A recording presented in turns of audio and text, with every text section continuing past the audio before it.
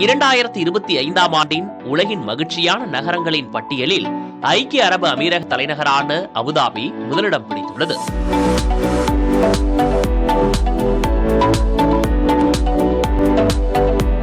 Time out index வெளியிட்ட பட்டியலில் 2ஆம் இடத்தில் கொலம்பியாவின் மெடலின் நகரமும், 3வது இடத்தை தென்னாப்பிரிக்காவின் கேப்டவுன் நகரமும், 4ஆம் இடத்தை மெக்சிகோவின் மெக்சிகோ சிட்டியும் பிடித்துள்ளன. 5ஆம் இடத்தை மகாராஷ்டிரா தலைநகரான மும்பை பிடித்துள்ளது. நல்ல வாழ்க்கை தரம், பாதுகாப்பு, பல கலாச்சார மக்கள் வாழ்வது ஆகிய காரணிகளை அடிப்படையாக கொண்டு வெளியிடப்பட்டுள்ளது.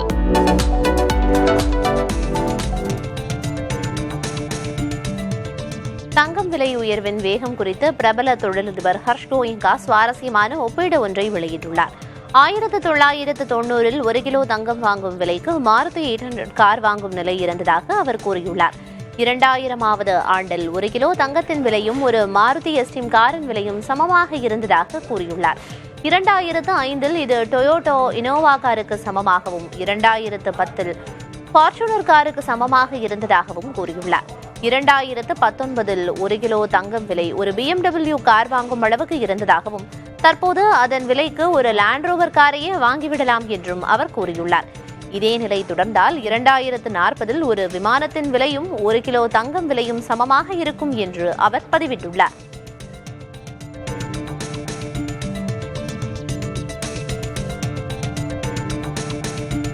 பழைய விமானத்தை வாங்கிய மத்திய பிரதேச மாநிலத்தைச் சேர்ந்த சகோதரர்கள் அதனை பிரம்மாண்ட உணவகமாக மாற்றுகின்றனர். உஜ்ஜயினியில் பழைய பொருட்களை வாங்கும் வீரேந்திர புஷ்பேந்திரா குஷ்வாஹா எனும் 2 வணிகர்கள் எல்லை பாதுகாப்பு படையின் பழைய சரக்கு விமானத்தை வாங்கினர். இந்த விமானம் 2009ஆம் ஆண்டு வரை சுமார் 18 ஆண்டுகள் எல்லை பாதுகாப்பு படை வசம் இருந்தது. டெல்லியில் இந்த விமானத்தை 40 லட்சம் ரூபாய்க்கு வாங்கிய சகோதரர்கள் அதனை உஜ்ஜயினிக்கு கொண்டு வந்தனர். அதை புதுப்பித்து ஒரு உணவகம் மற்றும் 5 அறைகள் கொண்ட ஒரு காட்டேஜாக மாற்ற உள்ளனர். விமானத்தின் காக்பிட் பகுதியில் அமர்ந்து புகைப்படங்கள் மற்றும் வீடியோக்கள் எடுக்கும் வாய்ப்பும் வழங்கப்பட உள்ளது. கடந்த 2023ஆம் ஆண்டு டைட்டானிக் சிதைவுகளை பார்க்க சென்று விபத்திற்குள்ளான ஓஷன் கேட் நிறுவனத்தின் டைட்டன் நீர்மூழ்கி கப்பலின் விபத்திற்கு காரணம் குறித்த அதிகாரப்பூர்வ அறிக்கை வெளியாகியுள்ளது. அமெரிக்காவின் தேசிய போக்குவரத்து பாதுகாப்பு வாரியம் சமர்ப்பித்த அறிக்கையின்படி டைட்டன் கப்பலின் மோசமான பொறியியல் வடிவமைப்பு மற்றும் போதுமான சோதனை நடத்த தவறியதே விபத்திற்கு முக்கிய காரணம் என தெரிவிக்கப்பட்டுள்ளது. விபத்திற்கு முன் கப்பல் சேதமடைந்திருந்ததை நிறுவனம் அறிந்திருக்கவில்லை என்றும் குறிப்பிட்டுள்ளது. இந்த விபத்தில் ஓஷன் கேட் தலைமை செயல் அதிகாரி உட்பட 5 பேர் உயிரிழந்தனர்.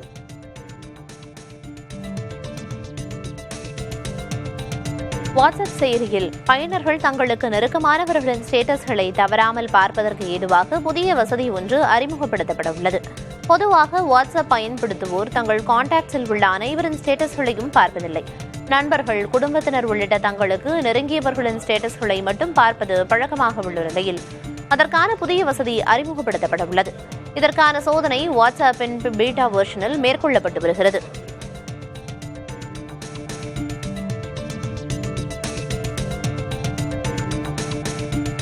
ஐசிசியின் செப்டம்பர் மாதத்திற்கான சிறந்த வீராங்கனைக்கான விருதை இந்தியாவின் ஸ்மிருதி மந்தனா வென்றுள்ளார். செப்டம்பர் மாதத்தில் அவர் 77 சராசரியில் 308 ரன்களை குவித்திருந்தார். மேலும் அதிவேகமாக சதமடித்த இந்திய பேட்டர் என்ற சாதனையையும் படைத்திருந்தார். அதேபோல் செப்டம்பர் மாதத்திற்கான சிறந்த வீரருக்கான விருதை இந்தியாவின் அபிஷேக் சர்மா வென்றுள்ளார். அவர் ஆசிய கோப்பை தொடரில் தொடர் நாயகனாக தேர்ந்தெடுக்கப்பட்டிருந்தது குறிப்பிடத்தக்கது. சூப்பர் குட் பிலிம்ஸின் 99வது படமாக உருவாகும் மகுடம் திரைப்படத்தை இயக்குவது யார் என்ற சர்ச்சை சலசலப்பை உருவாக்கியுள்ளது. ஈட்டி, ஐங்கரன் திரைப்படங்களை இயக்கிய ரவி அரசு இயக்கத்தில் விஷாலின் 35வது திரைப்படமாக உருவாகுவதாக அறிவிக்கப்பட்டு பணிகள் தொடங்கின. 60 விழுக்காடு படப்பிடிப்பு நிறைவுற்ற நிலையில் ரவி அரசுவை நீக்கிவிட்டு நாயகன் விஷாலை படத்தை இயக்குவதாக தகவல் பரவியது. இதை மறுத்துள்ள ரவி அரசு படத்தை தாம் தான் இயக்குவதாகவும் தீபாவளிக்கு பிறகு 5ஆம் கட்ட படப்பிடிப்பு தொடங்குவதாகவும் விளக்கமளித்திருக்கிறார். சைப்ரஸ் நாட்டில் மக்களுக்கு இணையாக பூனைகள் பெருகி வருகின்றன. அவற்றின் எண்ணிக்கையை கட்டுப்படுத்த முடியாமல் அந்நாட்டு அரசு திணறி வருகிறது. யுரேசிய தீவான சைப்ரஸ் பண்டைய காலம் தொட்டே பூனைகளை விரும்பும் மக்களை கொண்ட நாடாக இருந்து வருகிறது. சுமார் 9000 ஆண்டுகளுக்கு முன்பு பூனையுடன் புதைக்கப்பட்ட மனிதரின் எலும்புக்கூடுகள் கிடைக்கப்பட்டிருக்கின்றன. அந்நாட்டின் மக்கள் தொகை 13 லட்சமாக உள்ள நிலையில் அதற்கு இணையான பூனைகளும் உள்ளன. நம்மூரில் நாய்கள் போல சைப்ரஸ் மக்களுக்கு பூனைகளால் தலைவலி அதிகரித்துள்ளது. அமைப்பை முறைப்படுத்த புதிய விதிகளை உருவாக்க கர்நாடக அமைச்சரவை ஒப்புதல் அளித்துள்ளது. RSS அமைப்புக்கு தடை விதிக்க வேண்டும் என்று அமைச்சர் பிரியங்க் கார்கே முதல்வர் சித்தராமையாவுக்கு கடிதம் எழுதியதை அடுத்தே இந்த முடிவு எடுக்கப்பட்டுள்ளது. அமைச்சரவை கூட்டத்துக்கு பின்னர் செய்தியாளர்களிடம் பேசிய பிரியங்க் கார்கே, உள்துறை, சட்டம், கல்வித்துறை ஆகியவை இணைந்து புதிய விதிகளை வகுக்கின்றன என்றும் அதன் பின்னர் சட்டத்துக்கு உட்பட்டு விதிகள் அமல்படுத்தப்படும் என்றும் தெரிவித்தார்.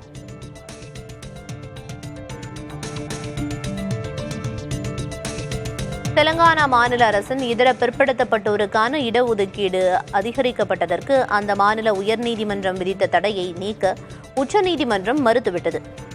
உயர்நீதிமன்றம் விதித்த தடையை எதிர்த்து தெலங்கானா அரசு தாக்கல் செய்த மேல்முறையீட்டு மனுவை விசாரித்த நீதிபதிகள் விக்ரம்நாத் மற்றும் சந்தீப் மேத்தா அடங்கிய உச்சநீதிமன்ற அமர்வு உயர்நீதிமன்ற உத்தரவில் தலையிட மறுத்து மனுவை தள்ளுபடி செய்தது.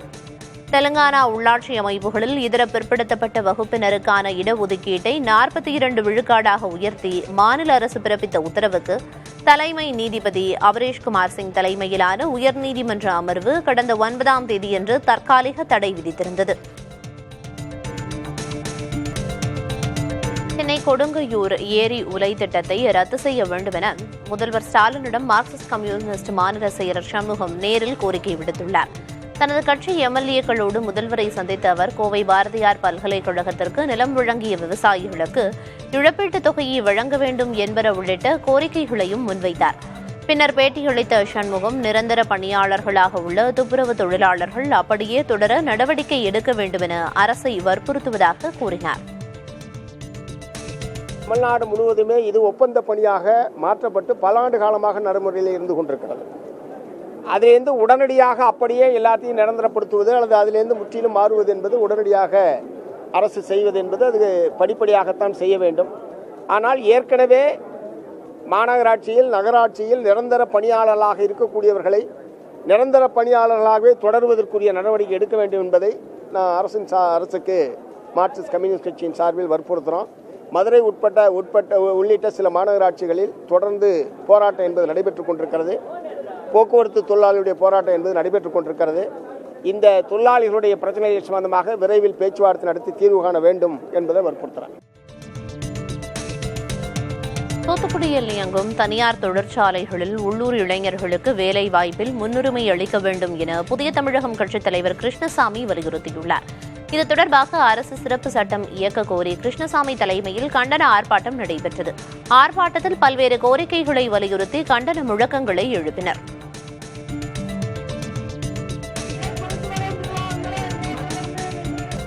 மதுரையில் போக்குவரத்து காவல் சிறப்பு உதவி ஆய்வாளர் பழனியாண்டி தனது பணியின் போது ஒலிபெருக்கியில் பொதுமக்களுக்கு விழிப்புணர்வை ஏற்படுத்தி அனைவரின் கவனத்தையும் ஈர்க்கிறார். வாழ்வியல் அறிவுரைகளையும் சேர்த்து வழங்கும் அவர் தலைக்கவசம் அணிவதன் அவசியத்தையும் வலியுறுத்துகிறார். வலி இல்லைன்னா வாழ்க்கையே இல்லை. 60 வயசு நல்லா இருக்கணும் அப்படின்னா 20 வயசுல உழைக்கணும். உழைக்காம முன்னேற முடியாது, படிக்காம பாஸ் ஆக முடியாது. என்னடா வாழ்க்கைன்னு நினைக்கக்கூடாது. வாழ்க்கைன்னா மேடு பள்ளம், நல்லது கெட்டது, ஏத்தம் இறக்கம், சர்க்கிள் எல்லாமே இருக்கும். அதில் தான் வாழணும். சாமின்னா அர்ச்சனை இருக்கும், மனுஷன்னா பிரச்சனை இருக்கும். நாடு முழுவதும் தீபாவளி பண்டிகை நெருங்கிவிட்டதால் புத்தாடை, பட்டாசிற்கு அடுத்தபடியாக பாரம்பரிய பலகாரங்களின் விற்பனை தற்போது சூடுபிடிக்க தொடங்கியுள்ளது. குறிப்பாக தென் மாவட்டங்களில் ஒன்றான திருநெல்வேலி மாவட்டத்தில் பலகாரங்கள் தயாரிக்கும் பணி இப்போது தீவிரமடைந்துள்ளது. திருநெல்வேலி பாளையங்கோட்டை பகுதியில் இனிப்பு மற்றும் கார வகை பலகாரங்கள் இரவு பகலாக தயாராகின்றன. முறுக்கு, தேன்குழல், அதிரசம், முந்திரி கொத்து, நெய் உருண்டை என பலகாரங்களின் பட்டியல் நீள்கிறது. இவற்றில் தனி சிறப்பு எதுவென்றால் பாரம்பரிய முறைப்படி புழுங்கல் அரிசியை ஊற வைத்து அரைத்து தயாரிக்கப்படும் கைகொத்தல் முறுக்குத்தான். இந்த முறுக்கின் சுவைக்கு அடிமை என்பதால் ஏராளமானோரின் தேர்வாக உள்ளது. இந்த ஆண்டும் கைகொத்தல் முறுக்கின் விற்பனை அமோகமாக இருக்கும் என வியாபாரிகள் நம்பிக்கை தெரிவித்துள்ளனர். வெளியூர் நபர்களும் ஆர்டர் கொடுத்து வாங்கி செல்கின்றனர். பாரம்பரியத்தின் சுவையோடும் மனத்தோடும் இந்த தீபாவளியை வரவேற்க திருநெல்வேலி ஆயத்தமாகிவிட்டது. தீபாவளியை முன்னிட்டு அரசு நிறுவனமான BSNL வாடிக்கையாளர்களை ஈர்க்க புதிய சலுகையை அறிவித்துள்ளது. புதிய இணைப்பை எடுக்கும் வாடிக்கையாளர்கள் வெறும் ₹1 செலுத்தி 1 மாதத்துக்கு இலவச 4G சேவையை பெறலாம் என்றும், ஒரு நாளைக்கு 2GB அதிவேக டேட்டா, 100 SMS உள்ளிட்ட பலன்கள் கிடைக்கும் என்றும் குறிப்பிட்டுள்ளது. இந்த தீபாவளி சலுகை நவம்பர் 15ஆம் தேதி வரை அமலில் இருக்கும் என்று BSNL தெரிவித்துள்ளது.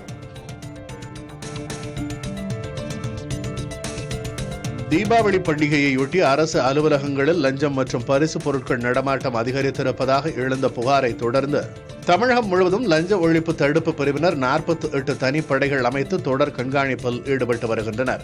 இந்த சோதனையில் சிவகங்கை மாவட்டத்தில் பட்டா மாறுதலுக்கு ₹25,000 லஞ்சம் வாங்கியதாக பிரான்பட்டி கிராம நிர்வாக அலுவலர் பாலசுப்ரமணியன் கைது செய்யப்பட்டார். ஈரோடு நீர்வளம் கனிம வளத்துறை அலுவலகத்தில் நடந்த சோதனையில் கல்குவாரி உரிமையாளர்கள் சிலர் லஞ்சம் கொடுப்பதற்காக வைத்திருந்த ₹3.5 லட்சம் பணம் பறிமுதல் செய்யப்பட்டது. மதுரை மாநகராட்சி 3வது மண்டல அலுவலகத்தில் நடந்த சோதனையில் ₹87,000 ரொக்கத்தையும் 35 சேலைகளையும் பறிமுதல் செய்த லஞ்ச ஒழிப்புத்துறையினர் சம்பந்தப்பட்ட ஊழியர்களிடம் விசாரணை நடத்தி வருகின்றனர். இதேபோல திருவண்ணாமலை சார் பதிவாளர் அலுவலகத்தில் கணக்கில் வராத ₹59,000, நாகை சார் பதிவாளர் அலுவலகத்தில் கணக்கில் வராத ₹55,000 பறிமுதல் செய்யப்பட்டன. விழுப்புரம் வட்டார போக்குவரத்து அலுவலகத்தில் 40,000 ரொக்கத்தையும், நாகர்கோவில் வட்டார போக்குவரத்து அலுவலகத்தில் ₹53,000 மற்றும் 20 பட்டுப்புடவைகளும் பறிமுதல் செய்யப்பட்டன. இதேபோல பட்டாசு கடை லைசன்ஸுக்கு லஞ்சம் வாங்குவதாக கிடைத்த தகவலின் பேரில் காஞ்சிபுரம் உட்பட பல்வேறு மாவட்ட தீயணைப்பு நிலையங்களிலும் லஞ்ச ஒழிப்புத்துறையினர் ரெய்டு நடத்தினர். சட்டப்பேரவைக்கு அதிமுக MLAக்கள் கிட்னிகள் ஜாக்கிரதை என்ற பேட்ஜ் அணிந்து வந்தது கவனத்தை ஈர்த்தது.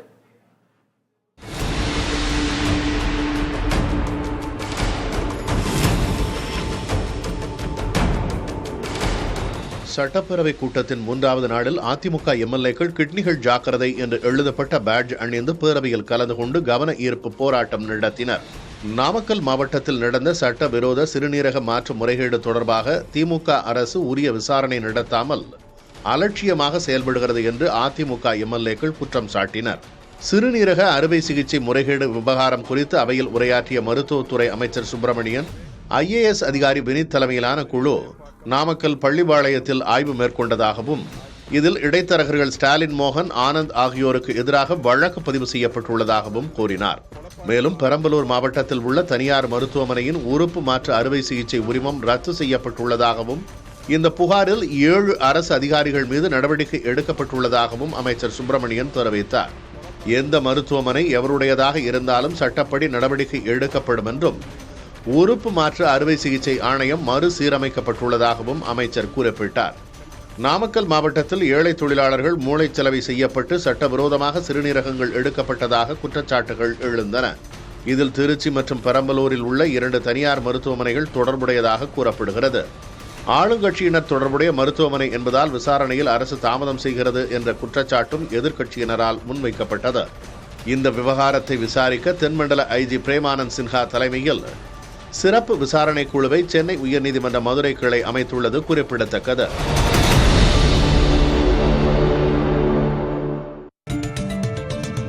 கூகுள் AI தரவு மையம் ஆந்திராவில் அமைய உள்ளதை நினைத்து சில அண்டை மாநிலங்கள் வயிற்றெரிச்சலில் இருப்பதாக ஆந்திர அமைச்சர் நாரா லோகேஷ் தெரிவித்துள்ளார்.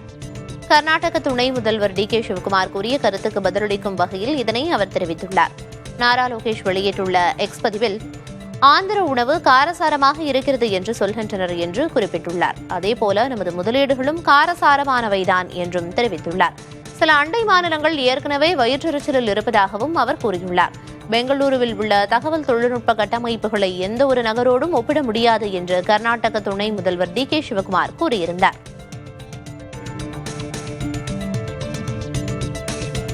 RSS அமைப்பை முறைப்படுத்த புதிய விதிகளை உருவாக்க கர்நாடக அமைச்சரவை ஒப்புதல் அளித்துள்ளது. RSS அமைப்புக்கு தடை விதிக்க வேண்டும் என்று அமைச்சர் பிரியங்க் கார்கே முதல்வர் சித்தராமையாவுக்கு கடிதம் எழுதியதை அடுத்தே இந்த முடிவு எடுக்கப்பட்டுள்ளது. அமைச்சரவை கூட்டத்துக்கு பின்னர் செய்தியாளர்களிடம் பேசிய பிரியங்க் கார்கே, உள்துறை, சட்டம், கல்வித்துறை ஆகியவை இணைந்து புதிய விதிகளை வகுக்கின்றன என்றும் அதன் பின்னர் சட்டத்துக்குட்பட்டு விதிகள் அமல்படுத்தப்படும் என்றும் தெரிவித்தார்.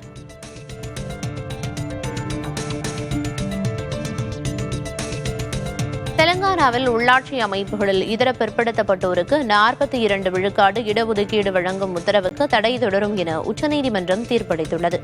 தெலங்கானா காங்கிரஸ் அரசின் உத்தரவால் இடஒதுக்கீடு வரம்பு 50 விழுக்காட்டை தாண்டுவதாக உயர்நீதிமன்றத்தில் வழக்கு தொடரப்பட்டது. இதை ஏற்றுக்கொண்ட உயர்நீதிமன்றம் தடை விதித்தது. இதை எதிர்த்து மாநில அரசு உச்சநீதிமன்றம் சென்ற நிலையில் அங்கும் எதிரான தீர்ப்பே கிடைத்துள்ளது. தற்போதுள்ள இடஒதுக்கீடு நடைமுறைப்படியே தேர்தலை நடத்துமாறும் உச்சநீதிமன்றம் உத்தரவிட்டுள்ளது.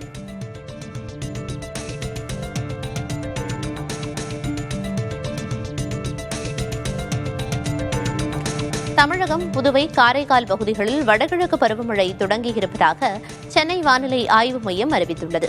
தமிழகத்தில் வடகிழக்கு பருவமழை தீவிரமாக உள்ளதாகவும் தெரிவித்துள்ளது.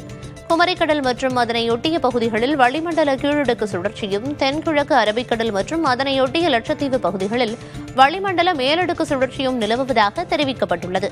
இந்த வளிமண்டல மேலடுக்கு சுழற்சி வரும் 19ஆம் தேதி வாக்கில் கேரள, கர்நாடக பகுதிகளுக்கு அப்பால் ஒரு காற்றழுத்த தாழ்வு பகுதி உருவாகக்கூடும் என தெரிவிக்கப்பட்டுள்ளது.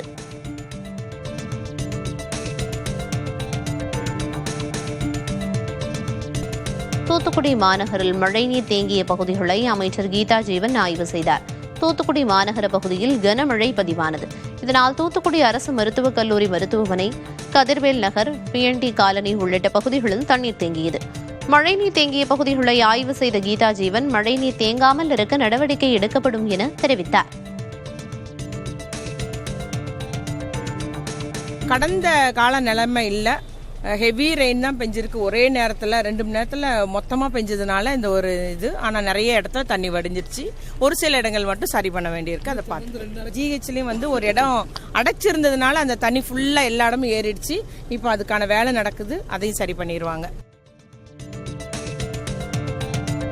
டாஸ்மாக் ஊழியர்களுக்கு 20 விழுக்காடு போனஸ் மற்றும் கருணை தொகை வழங்கிட தமிழ்நாடு அரசு அரசாணை பிறப்பித்துள்ளது. இதன்படி 24,816 பேருக்கு 40 கோடியே 62 லட்சம் ரூபாய் செலவில் போனஸ் மற்றும் கருணை தொகை வழங்கப்பட உள்ளது. அரசின் இந்த நடவடிக்கை ஊழியர்கள் ஊக்கத்துடன் பணியாற்றுவதை உறுதி செய்யும் என டாஸ்மாக் நிறுவனம் தெரிவித்துள்ளது.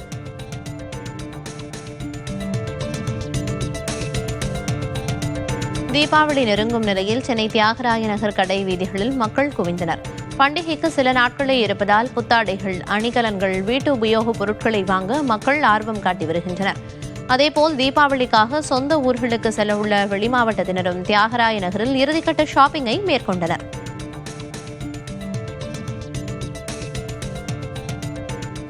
டீனர் வரது ரேட் ரீசனபிளாக இருக்கும், நிறைய கலெக்ஷன்லாம் இருக்கும். நாங்கள் கருத்து தெரிஞ்சு டீனர் ரங்கநாதன் தான் எடுப்போம். நிறைய கலெக்ஷன் ட்ரெஸ் மெட்டீரியல் தான். டீனர்னால் ட்ரெஸ் மெட்டீரியல் தான் எனக்கு ஞாபகம் வரும். எங்களுக்கு கருத்து தெரிஞ்சு ஒரு 40 வருஷம் மேலே எடுத்துகிட்டு இருக்கோம். இங்கே தான் ரேட் கம்மியாக இருக்கும் எல்லாமே.